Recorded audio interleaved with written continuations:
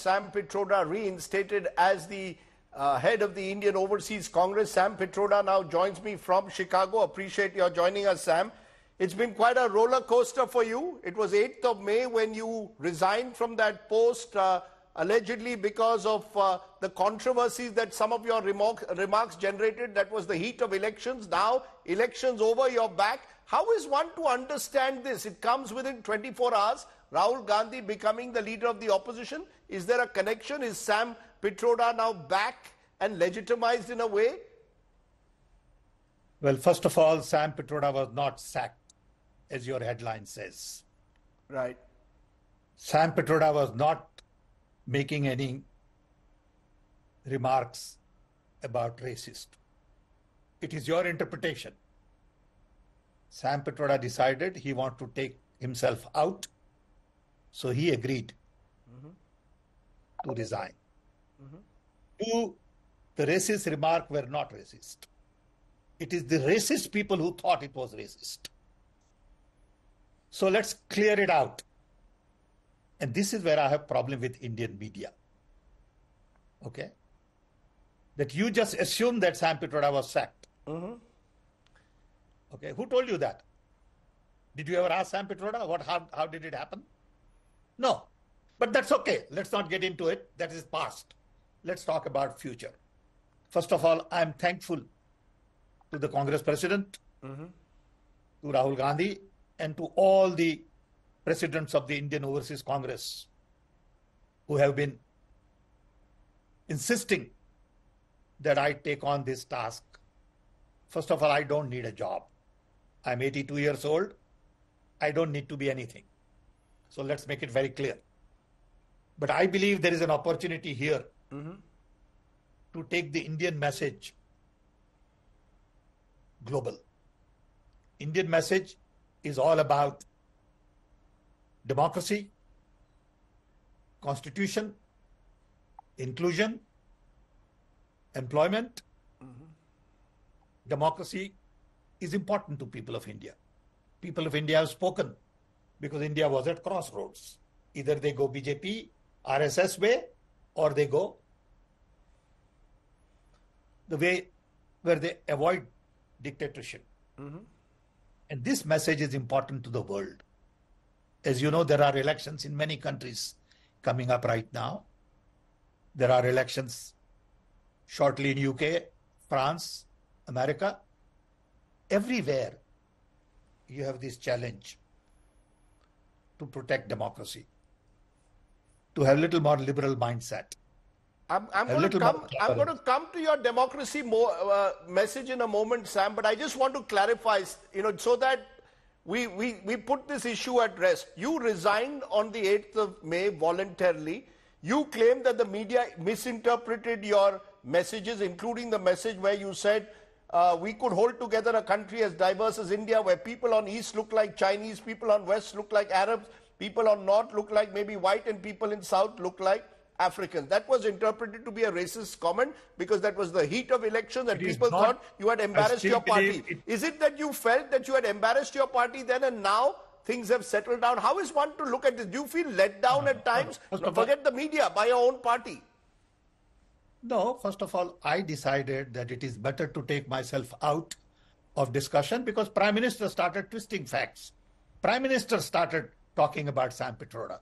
There is no need for Prime Minister to get involved in what Sam Pitroda said.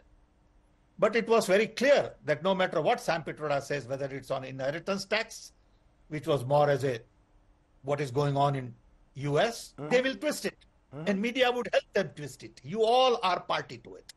Yeah, the question is, no one is, I don't hold a brief for the media, but even the Congress and your communications in charge, Jairam Ramesh, had said the analogies drawn by Sam Pitroda in a podcast to illustrate India's diversity are unfortunate and unacceptable. Do you think your party sort of threw you under the bus during the elections? Okay. We could have, Sardesai, we could have differences in the party. Jairam may think differently. That doesn't mean Jairam is right. Okay, that's okay. That's perfectly acceptable. Look, at the end of the day, we all came from Africa. Let's not forget that. It all depends on how a scientist looks at it versus what an average guy looks at it. Fine. Maybe the comparison was not that great. I'm also allowed to make mistake. I'm a human being. Talk to me. Clarify with me what I said. Don't run like a wildfire. Which That's what media does. Which Okay, brings but that's okay. That's what you are. I'm not going to change. which brings me to the democracy question. Do you believe democracy has, Mr. Pitroda, become so polarized that there is no space for nuance, there is no space for debate, there is no space for dialogue? So someone like Sam Pitroda is almost an anachronism in today's democracy. Democracy was supposed to be about dialogue. Now it's about social media. They will take your comments and choose to run with it the way you want. In that sense, is that a lesson you've learned? No, I have not no lesson to learn. Okay, I understand. I'm 82-year-old. I know what lesson to learn, and I don't need, somebody from media to tell me what lesson to learn. Okay, I believe in truth and absolute truth. I was very clear when I made a comment. It was not a racist comment. The comment about inheritance tax is something I can't introduce. Inheritance tax, only government of India can do it. It would require debate, discussion, conversation. Who am I? But I can mention that this is a case in the US. That doesn't mean I'm promoting it. But when Prime Minister of a country decides to troll on you, the nation joins him. So isn't that, Sam, why there is a democracy deficit today? That today, because those conversations are not there, everyone is in their own echo chambers. No one wants to have a dialogue. You mentioned elections taking place across the world, including United States. Look at the Trump versus Biden battle, the way it's taking place. Modi versus Rahul Gandhi. Isn't that a challenge in a way to strike a conversation in a manner in which more people can engage with each other? Agree with you. And that's what you all should be doing. Okay, that's what you all should be doing, helping us have a fair dialogue, give us space to all of us. And it's okay for us to have our differences. It is okay to make mistakes once in a while. We are all human beings. But why can't we just work together in a respectful manner, in a dignified manner, and not have our discourse, which is unhealthy? But isn't that because the left, at least in this country, doesn't seem to accept Mr. Modi as Prime Minister? They think he is authoritarian and is someone who is bringing an undeclared emergency, words used today in Parliament as well. And the BJP believes that the Congress is a dynastical, entitled party, and therefore they are the party of the 75 emergency. Who are they to lecture us? Isn't that part of the problem, the nature of the conversation between these two major parties in India? Well, that is for them to decide. All I can tell you that Congress has done so much for India. Every piece of development that you see today is only because of Congress. Okay. Believe me. Whether it is IIT, IIM, space, atomic energy, telecom, IT, employment, you name it. You can't undermine that. No, you can't undermine that, but you can also give credit to some of the good things that Mr. Modi has. Is it possible to see politics in a continuum that Of course, Modi has done some good things. I have no problem with it. Of course, roads were built. Of course, Digital India was taken forward. Of course, all of the seeds that we planted were not undone. Of course, Aadhaar continued. So that's okay. That's fine. I appreciate that. Okay? I'm not saying that nothing got done. A nation of 1.5 billion people has to move on. And when they work, that doesn't mean all the credit goes to Prime Minister. Credit goes to people of India. 10 years of work of 1.5 billion. You can't say nothing got done. It will be naive to say that. So what according to you, Mr. Pitroda, is the message of the 2024 mandate? We've seen the Congress go from 53 to 99. We've seen the BJP come down, but the BJP is still party number one. Mr. Modi is a third-time Prime Minister. Rahul Gandhi, leader of the opposition. Now, what, according to you, is the central message the Indian voter has delivered? I think Indian voters have loudly said that we will not give absolute majority to Prime Minister Modi. We will not allow him to be dictatorial. We want him to compromise. He will have a government with coalition. We respect the voices of the opposition. And people have spoken loud and clear. The key is, are we going to listen to the people's voices, or are we going to have business as usual? You see, there are 5 areas that I am personally going to be looking at a personal level.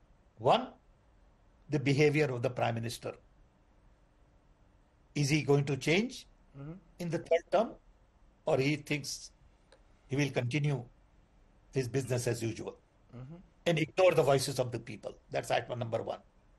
Item number 2, will opposition be strong enough, raise their voice, make sure that the parliament has more discussion, debate in passing the bill and not ram it through like in the past. 3, institutions will have to be on alert.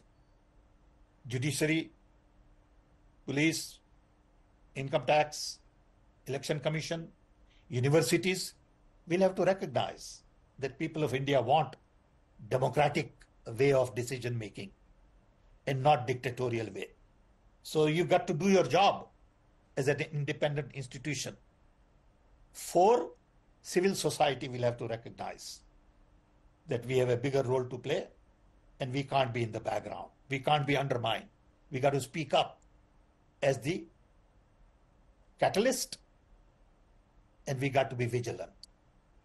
And 5, media will have to give more voice to the opposition, respect, and not toot only Prime Minister's horn, that everything is done by Prime Minister.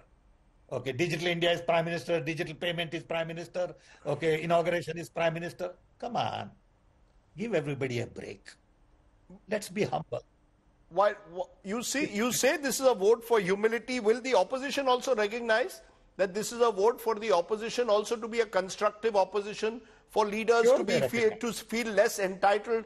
You know, there's a sense that the opposition also believes that they haven't got 100, the Congress hasn't got 99, they've got 270. So the opposition also needs to be more constructive. Yes, of course they should be more constructive. But it's not about 99 and 234 or whatever the number is. It is not about numbers. So let's not get into, nitty-gritty details. It's about the overall voice of the people. And overall the voice of the people is about democracy. It's about inclusion. It's about employment. These are the issues. One final question. Rahul Gandhi is someone you know better than anyone else. He's now taken up the responsibility of leader of opposition. What would your advice be to Rahul Gandhi? Has Rahul Gandhi changed, you believe, in the last couple of years? Reluctant leader, is he now much more ready to take up challenges? Rahul Gandhi knows his job.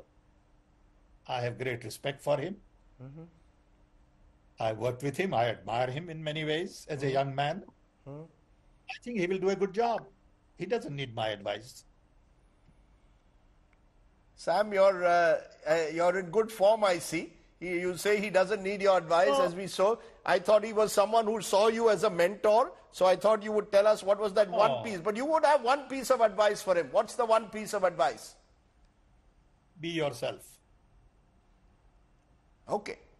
Be yourself is your 2 short word advice. Sam Pitroda, always good to have you on the show. Good to see you back. You're a contentious figure in many ways, but India needs many more voices, contrarian even if they are. Hopefully the dialogue and conversation you talk about will be carried forward. Rajdeep, I want to spend more time on taking message of democracy global. I want to spend more time in reaching out to the global community on democracy, development, inclusion, and many issues which are Gandhian and are very important to the world. Okay. So that's where we need to spend more time. Okay, good. I hope that you're able to carry that message forward in a positive, constructive way. Sam Pitroda, good to talk to you. Thanks very much for joining me there within an hour of having been reinstated as the Indian Overseas Congress Chief. Thank you very much.